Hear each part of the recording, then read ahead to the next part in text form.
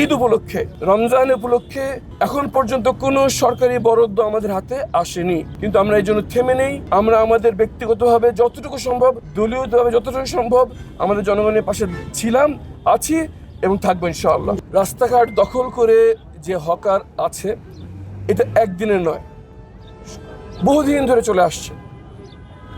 প্রথমে স্বীকৃতি দিতে হবে যে এটা বৈধ নয়, কিন্তু একই সাথে আমাদের মনে রাখতে হবে যে এই হকার হিসেবে রাস্তায় দাঁড়িয়ে যারা ব্যবসা করছেন তারা ক্ষুদ্র উদ্যোক্তা, একেবারে খেটে খাওয়া সাধারণ মানুষ।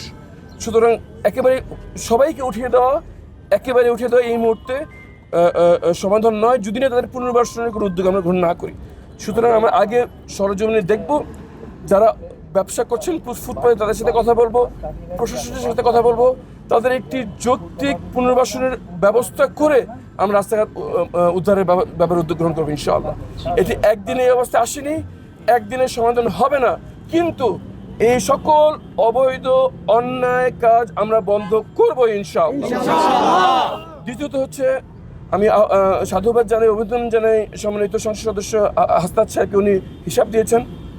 আমরা অনেক বিতরণ করেছি, কিন্তু সেটা একান্ত আমাদের ব্যক্তিগত এবং দলীয় তহবিল থেকে।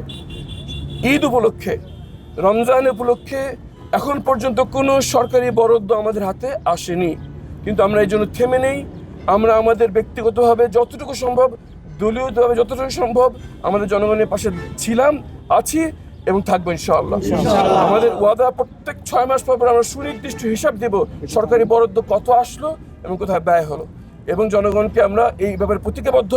আমরা একটি নিদর্শন স্থাপন করবো ইনশাআল্লাহ, জবাবদিহিতার। আশা করি এই আমরা যে উদাহরণ সৃষ্টি করবো এটা সারা বাংলাদেশে অনুসরিত হবে ইনশাআল্লাহ। খেজুর বরাদ্দ হয় নাই? আমি এখন পর্যন্ত সরকারি একটি পয়সা বরাদ্দ পাইনি। ঈদের মাত্র 7-8 দিন আছে, এখন পর্যন্ত কোনো সরকারি বরাদ্দ আমাদের হাতে আসেনি। ধন্যবাদ। ঠিক আছে, ধন্যবাদ।